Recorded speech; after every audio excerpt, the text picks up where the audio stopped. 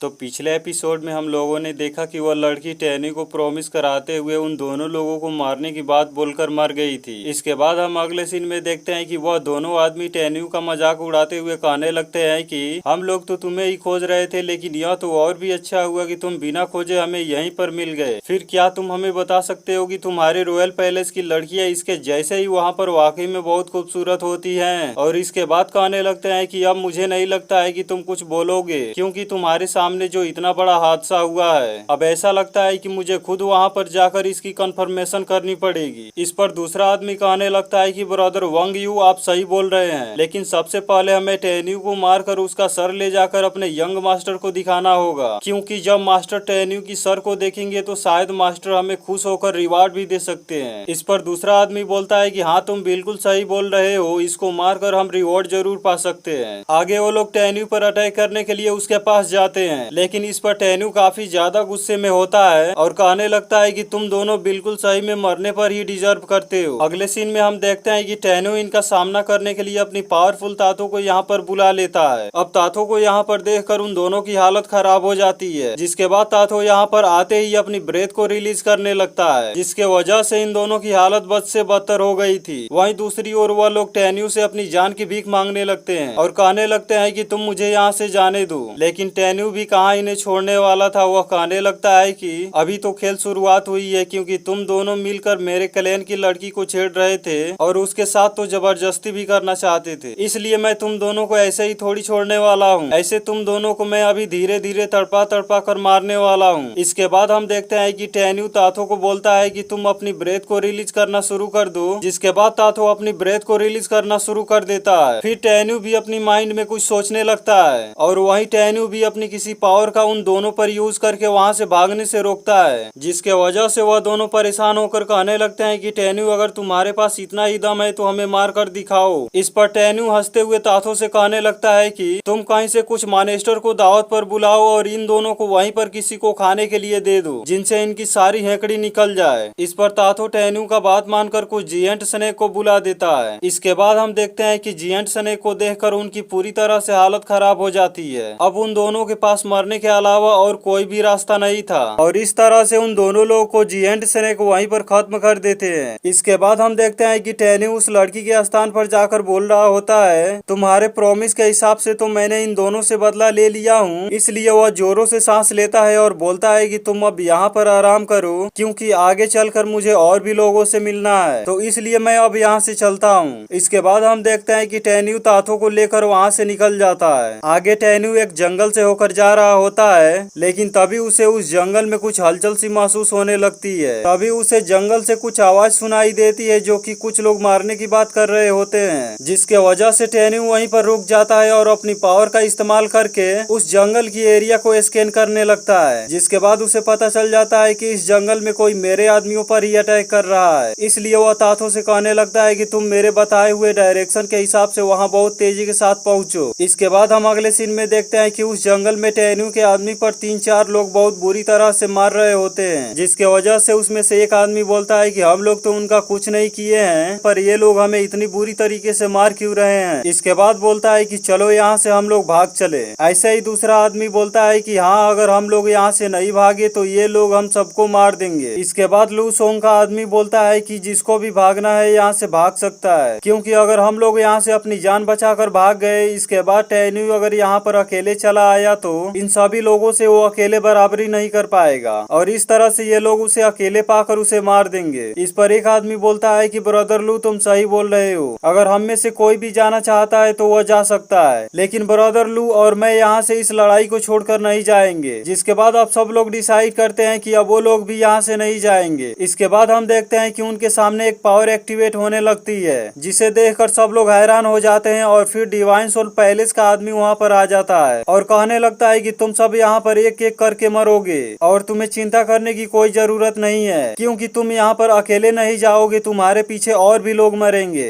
यह बात सुनकर उन सब की हालत खराब हो जाती है और सोचने लगते हैं कि आखिरकार यह लोग हमारे साथ क्या करेंगे। आगे हम देखते हैं कि वह आदमी इन पर अटैक करने वाला होता है, लेकिन तभी टैन्यू अपनी ताथो के साथ वहाँ पर पहुँच जाता है। अब ताथो को देखकर उन सब की हालत खराब हो जाती है, लेकिन ताथो भी उन्हें भागने का समय नहीं देता और पलक झपकते ही अपने लातों तले उन्हें कुचल देता है। जिसके बाद वहाँ पर डिवाइन सोल पैलेस के और लोग भागने की कोशिश करते हैं, लेकिन इस काम से वो लोग नाकाम हो जाते हैं। इसके बाद हम अगले सीन में देखते हैं कि टैन्यू वहाँ पर आ जाता है, जिसे देखते ही सब लोग खुश हो जाते हैं और कहने लगते हैं कि हम लोग को मालूम था कि तुम यही कहीं पर हो। जिसके बाद टैन्यू ताथो के ऊपर से उतर कर नीचे आता है। इसके बाद हम देखते हैं कि ताथो एक मैजिक बनकर टैन्यू के अंदर चला जाता है। अब वो लोग यह चीज को देखकर बिल्कुल ही हैरान हो गए थे, जिसके वजह से सभी लोग टैन्यू के पास आकर ध्यान से देखने लगते हैं। तभी अचानक टैन्यू के अंदर से एक छोटा पैक वाला बीस्ट बाहर निकल के आता है, जिसे देखकर सब लोग डर जाते हैं और पूछने लगते हैं कि आखिरकार यह क्या है। इस पर टैन्यू जवाब देते हुए कहता है कि तुम सब डरो मत, यह मेरा पालतू एक छोटा स्पिरिट पेट है जो हमेशा मेरे साथ ही रहता है। और इसके साथ ही ये एपिसोड यहीं पर खत्म हो जाता है। और अभी तक आपने इस चैनल को सब्सक्राइब नहीं किया है तो चैनल को सब्सक्राइब करके बेल नोटिफिकेशन को ऑल पर सेट कर लें।